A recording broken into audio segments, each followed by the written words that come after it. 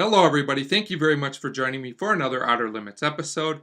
Today I will be talking about Season 1, Episode 9, Corpus Earthling, directed by Gerd Oswald, and starring Robert Culp, Barry Atwater, and Salome Yens. I hope I'm pronouncing that name correctly. So anyway, Corpus Earthling's an interesting episode. It's pretty solid and entertaining overall.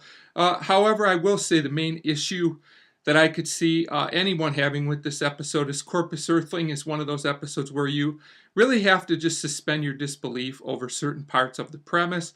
But if you can get over that, like I did, I think that this is a very entertaining and somewhat thought-provoking episode as well, if a little bit drawn out in a few places. So we start with a Dr. Temple, who's important to the plot, and his assistant Laurie, who's also important to the plot, and they're examining some rocks. At this point, a man named Paul comes in. He's also a doctor, and he's married to Laurie. So when Paul's in the room by himself for a few minutes, basically an explosion happens by accident, which causes Paul to actually start hearing some of the rocks in the room talk. Yes, that's right. The rocks start talking. This is where the suspension of disbelief part comes in. So anyway, it turns out that these rocks are some kind of species from somewhere, we don't know where, and they're planning a takeover by controlling humans. So Paul hears all this, and we find out the reason for this is because he has a plate in his head, which is kind of interesting. So at this point, Paul's feeling a bit shaky after the explosion.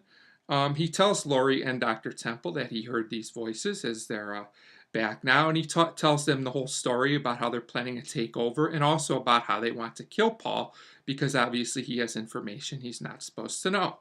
So Temple says that's improbable. He doesn't really believe him, but he doesn't totally dismiss this, which I thought was interesting. He says in science, I guess anything could be possible, but he's pretty sure that Paul was hallucinating or something like that. But Paul is still hearing these voices at this point, and we know as a viewer this is true because we actually saw the rocks with a voiceover talking, which isn't really a convincing effect, but it's 60s TV, so you have to kind of go with it. So at this point, the rocks are trying to tell Paul what to do, and he almost decides to jump out a window, but Laurie and Dr. Temple stop him. So at this point, the doctor says, Temple says it's a good idea for Laurie to take Paul home. She agrees, so Dr. Temple's now by himself, and we actually see the rocks attack Temple. They attach themselves to him, and what I have to admit is a very creepy and well done scene. So at this point, we go back to Paul and Laurie, and they're at home. Paul's still upset. Laurie tries to comfort him. The scene was a little padded and drawn out, but I liked it because it does show that the two genuinely care about each other, which is important to the episode. Paul tells Laurie he's probably really losing it because rocks can't talk, obviously, even though we know as a viewer otherwise. So Laurie, not knowing what else to do, nothing seems to be helping, suggests that they take a trip to Mexico because they never had a honeymoon. Paul says he agrees, but only if they go right that minute. So they decide they're going to leave, and they also ignore the phone, which is ringing, which could be a problem later on down the road because we find out that it was Dr. Temple on the other end of the phone with a pretty interesting new look. I liked it quite a bit. It was pretty interesting, and he looks a little bit different. It turns out he's also now working for the rocks as he's been possessed, I guess you could say it. And this was a very entertaining scene, probably my favorite in the episode, with Temple and the Rocks kind of plotting their next move. They need to go after Paul and find out where he's gone. So at this point, we get to see Paul and Laurie on their vacation.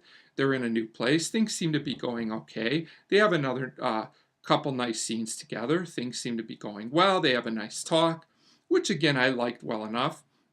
Paul decides he's going to leave for a while. He thinks he needs a little bit of time on his own, which is understandable. But the problem is as soon as he leaves, we see our buddy Dr. Temple looking on.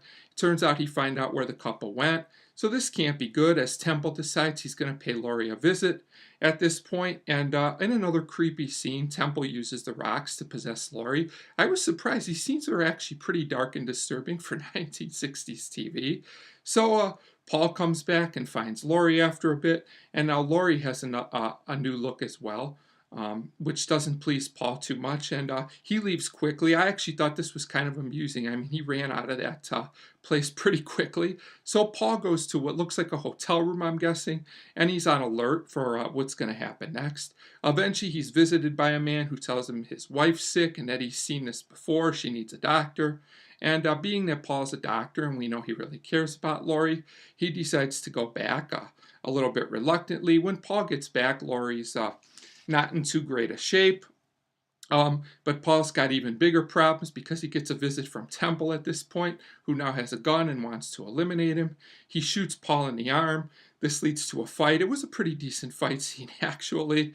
Eventually, Paul is able to stab Temple, who is now a goner, and he also gets unpossessed. The rock detaches itself from him, and actually a pretty cool special effect. I didn't think the special effects were great up to this point, but I did like the look of the rock detaching itself. I thought that was pretty cool. So at this point, Laurie somehow gets the gun. I'm not really sure how. This whole part was a little messy and abrupt, but it's fine, I guess. So eventually then Paul gets the gun from Laurie. Laurie tries to attack him. She gets shot in the process, and now it looks like she's a goner as well. So the rock detaches itself from Laurie. Paul has a chance to shoot the rock, but instead he starts a fire for some reason, I guess to make sure that the rocks are eliminated, and he carries Laurie out. So kind of a sad ending to this episode. I mean, Paul seems like he did eliminate the threat, at least for now. Who knows how many more of these rocks are out there, but it seems like he's lost a lot in the process.